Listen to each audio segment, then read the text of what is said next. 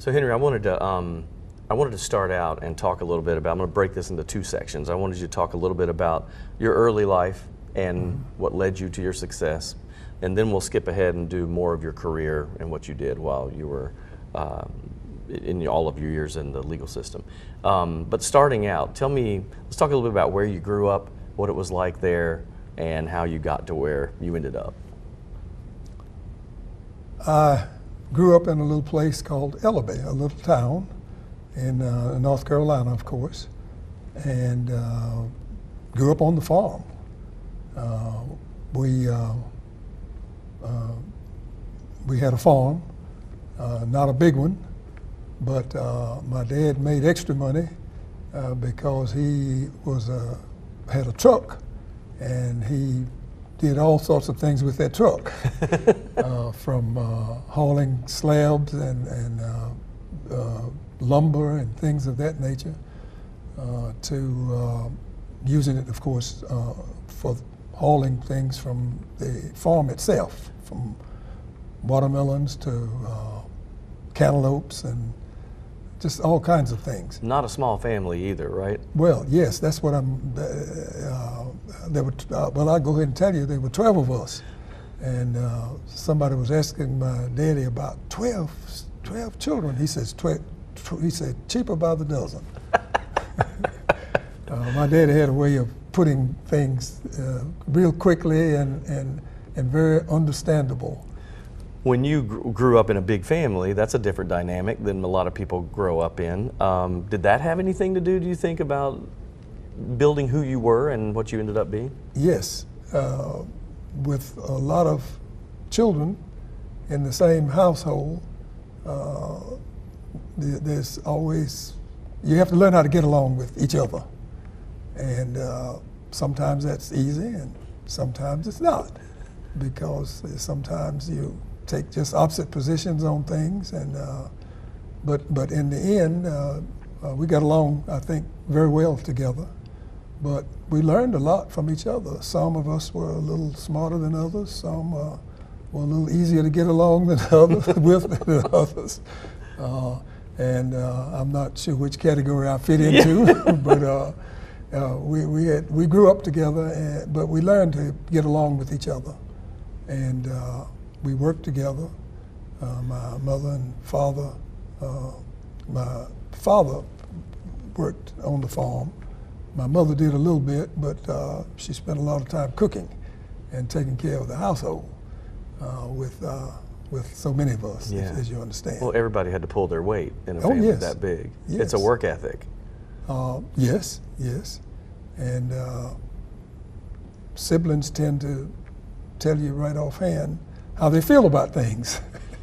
And sometimes we had big arguments. But eventually we got along okay. But you said when you have to navigate that many people and their opposing opinions, that sounds a lot like a judge.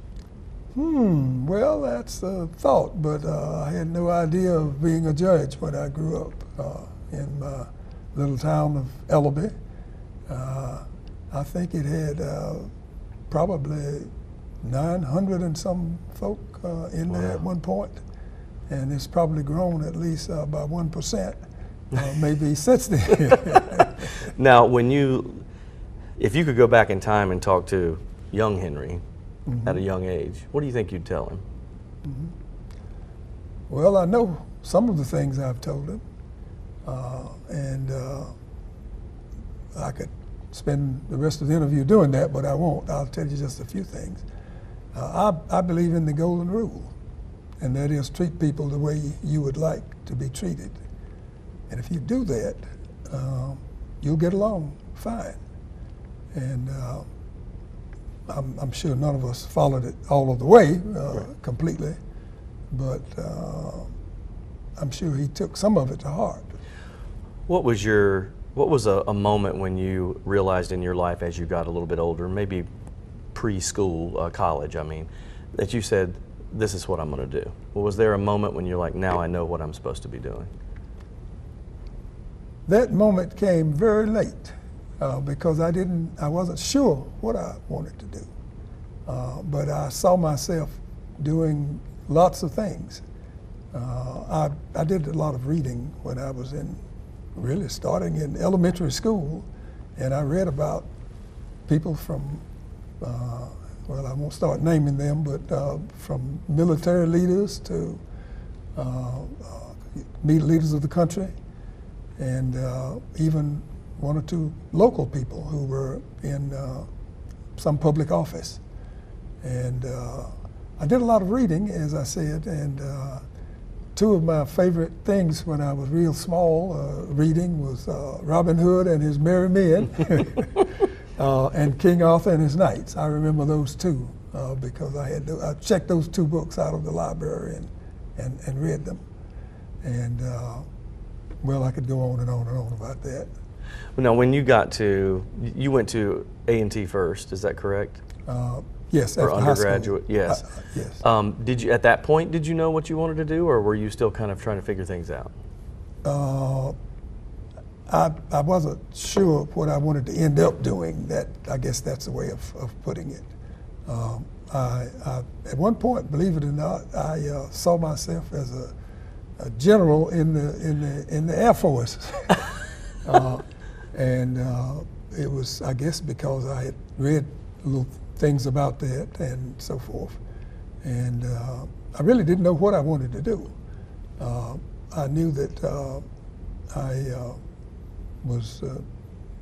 knew that I wanted to do something, and I knew that I didn't want to have to pick cotton all of my life, or prime tobacco, that type of thing.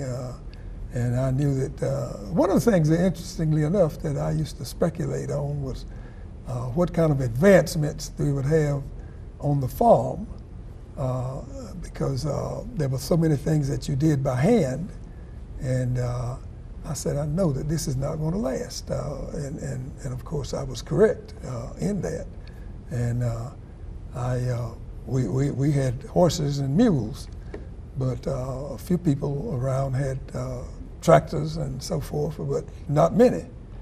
And I knew that would change. It sounds to me like you always wanted to do something big, is what it sounds like. I mean, is that an apt description of you as a young man? Well, I didn't describe it as being big. I had a feeling that I wanted to make a difference in the lives of people. And if that's being big, then yes. But I read about a lot of people. For example, what's the guy, Mahatma Gandhi? Oh, Mahatma Gandhi, yeah. Yeah, and by the way, I've also read about Robin Hood and His Merry Men, yeah. King Arthur and His Knights, and things of that nature.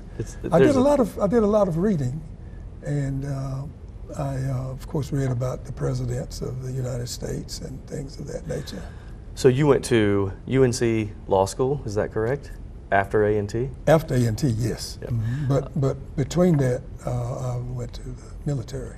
That's right. Yeah, let's talk about that, because it's funny, you said at one point you were thinking about career military, and you did go to the Air Force. Yes. Mm-hmm. And what was that like? Well, what was it like? Or how did that play a role, I guess, Yeah. in where you ended up? Yeah. Well, first of all, at A&T, we had ROTC, mandatory for the first 2 years, I believe, now, if my memory is correct.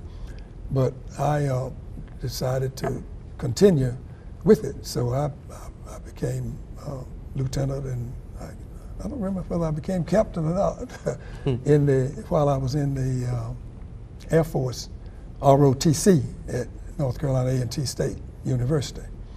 And I ended up, of course, being in military service for, forgotten now. Well, 2 years was mandatory. Okay.